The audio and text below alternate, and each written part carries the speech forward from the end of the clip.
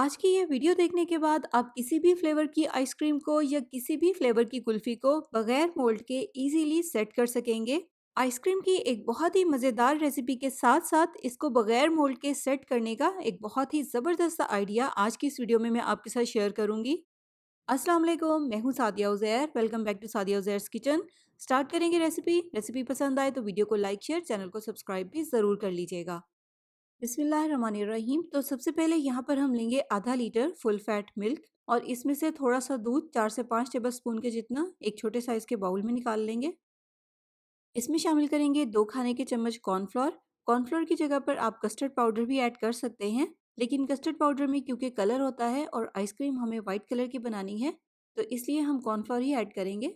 तो इसको मिक्स करके एक साइड पे रख देंगे और नेक्स्ट अब जो बचा हुआ दूध है उसे डाल देंगे एक कुकिंग पैन में। फ्लेम ऑन करेंगे और इसमें बॉयल आने देंगे।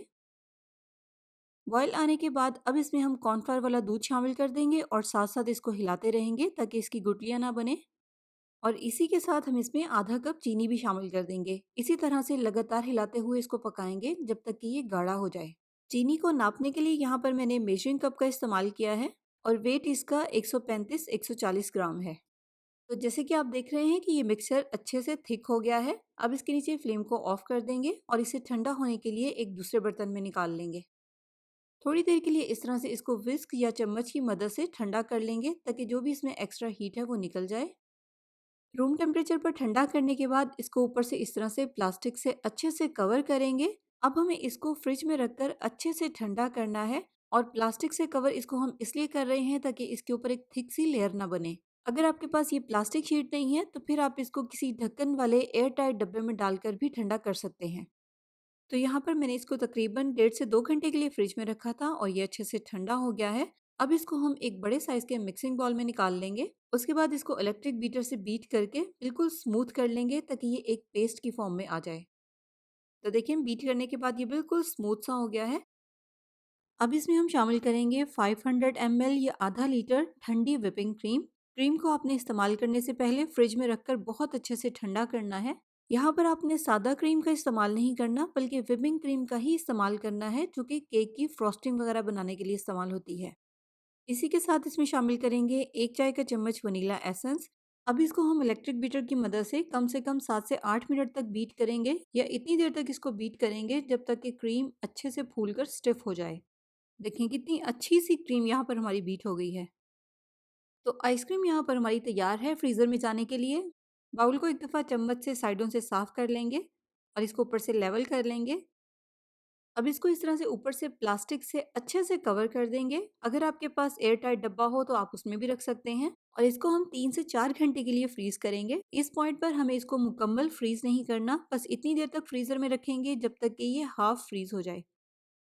इस आइसक्रीम को सेट करने के लिए मोल्ड की बजाय हम चिप्स वाले इस बॉक्स का इस्तेमाल करेंगे। बहुत ही फेमस ब्रांड है। इसके अलावा हमें चाहिए होंगी इस तरह की 10 से 12 आइसक्रीम स्टिक्स। अब इस डब्बे पर मैंने पेन की मदद से 12 निशान लगा लिए हैं और सबके दरमियान एक जैसा फासला है, तकरीबन पौना इंच। आपने आइसक्रीम को जितना थिक या जितना पतला करना है, आप उतना ही निशानों के दरमियान में गैप रखें। निशान लगाने के बाद एक शार्प नाइफ की मदद से इस तरह से इन निशानों पर कट लगा लेंगे। बस कट लगाते हुए आपने बहुत एहतियात करनी है और कट की लंबाई इतनी हो कि इस तरह से आइसक्रीम की स्टिक इस कट में अच्छे से फिक्स हो जाए। और इस बात का ध्यान रखना है कि इतनी आइसक्रीम स्टिक डब्बे के अंदर हो। और ये भी ध्यान रखना है कि कट बड़े भी ना हो, वरना जब आप इसमें सेट करने के लिए आइसक्रीम डालेंगे तो वो लीक होगी। बस इतना लंबा कट हो कि आइसक्रीम की स्टिक इस तरह से इसमें अच्छे से फिक्स हो जाए। तो इस तरह से सारे डब्बे पर एक जैसे फासले पर कट्स लगाकर इनमें आइसक्रीम स्टिक्स फिक्स कर लेंगे। इसके बाद जो हमने आइसक्रीम फ्रीज़र में रखी थी वो भी आधी जम गई है। सेंटर से आप देखें थोड़ी सी सॉफ्ट है, जबकि साइडों से ये थोड़ी सी ज़्यादा जम गई है, लेकिन ये बिल्कुल परफेक्ट है। इससे ज़्यादा हमने इसको फ्रीज़ नहीं होने देना वरना इसको मिक्स करना बहुत मुश्किल हो जाएगा। बस जो साइडों पर जमी हुई आइसक्रीम है उसको इस तरह से चम्मच की मदद से तोड़कर स्मूथ कर लेंगे। तो देखें सारी आइसक्रीम को यहाँ पर मैंने चम्मच की मदद से बिल्कुल स्मूथ सा कर लिया है।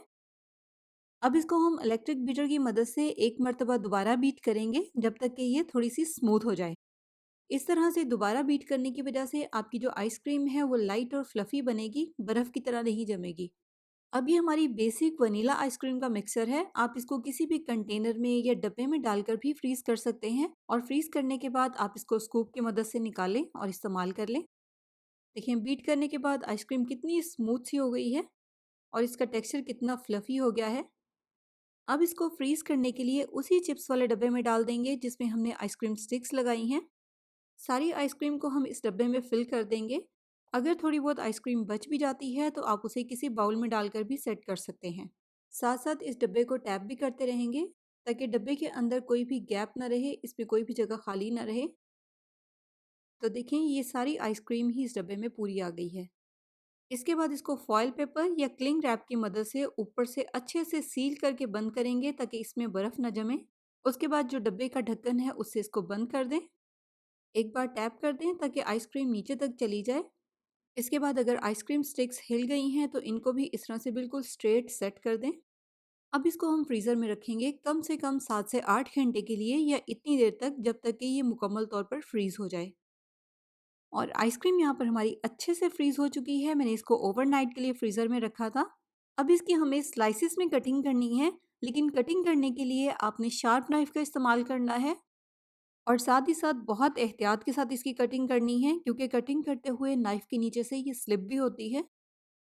इस तरह से 2 आइसक्रीम स्टिक के जो सेंटर वाला पॉइंट है, यहाँ से हर स्लाइस की कटिंग करनी है। इसके अलावा कटिंग करते हुए साथ के साथ आप इसको फ्रीज़र में रखते रहें, क्योंकि ये बहुत जल्दी मेल्ट हो जाती है, स्पेशली गर्मी के मौसम में। कटिंग करने के बाद साथ के साथ मैं इसको फ्रीज़र में रखती रही थी, सिर्फ़ आपको दिखाने के लिए सारी आइसक्रीम फ्रीज़र में से निकाली है। अब हम एक-एक आइसक्रीम को इस तरह से फ्रीज़र में से निकालेंगे और इस तरह से कट करके जो चिप्स का गत्ता है इसको ऊपर से उतार देंगे और फ़ौरन से साथ ही इसको फ्रीज़र में रख देंगे। देखें, इस पॉइंट से हमें इसकी कटिंग करनी है। यहाँ से अगर हम इसको काटेंगे तो एक ही दफ़ा में ये सारा गत्ता ऊपर से उतर जाएगा। देखिए, यहाँ पर हमारी ये आइसक्रीम बिल्कुल तैयार है। अब इसको कुछ भी करने की ज़रूरत नहीं है। लेकिन अगर आप बच्चों के लिए इसको मज़ीद अट्रैक्टिव बनाना चाहते हैं तो आप इसके ऊपर मिल्क चॉकलेट की या वाइट चॉकलेट की कोटिंग भी कर सकते हैं। इसके लिए यहाँ पर मैंने 200 ग्राम मिल्क चॉकलेट को माइक्रोवेव में मेल्ट कर लिया है। इसमें अब हम मिक्स करेंगे 1 खाने का चम्मच ऑयल। और ऑयल आपने वो इस्तेमाल करना है जिसमें स्मेल या हीट ना हो। यहाँ पर मैं ऑलिव ऑयल का इस्तेमाल कर रही हूँ।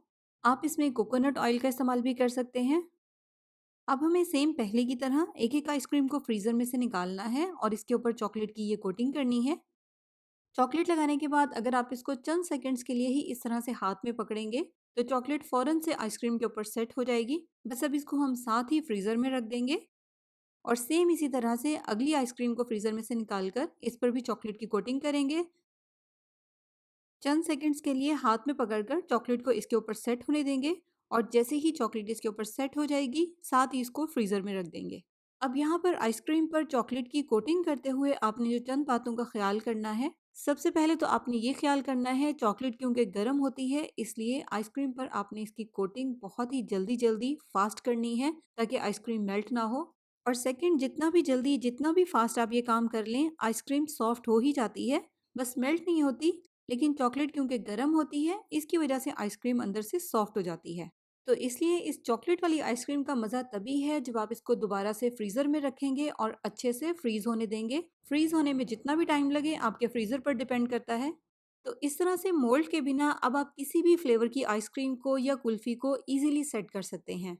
तो कैसी लगी आपको ये आज की रेसिपी? कमेंट सेक्शन में ज़रूर बताइएगा। जाते-जाते वीडियो को लाइक, शेयर, चैनल को सब्सक्राइब भी ज़रूर कर लीजिएगा। अपना बहुत सा ख्याल रखिएगा, दुआओं में याद रखिएगा। Thank you for watching. अल्लाह हाफ़िज़।